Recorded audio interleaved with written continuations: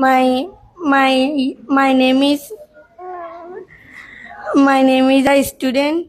My father name is businessman. My mother name is housewife. قل هل يستوي الذين يعلمون والذين لا يعلمون وقال رسول الله صلى الله عليه وسلم خيركم من تعلم القرآن وعلمه.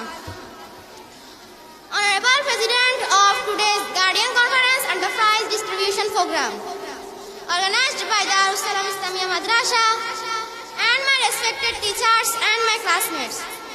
First of all, I would like to thank the Almighty God who has given us the gift of religious education. That is Quran, Hadith along with Bengali, Math, English, etc.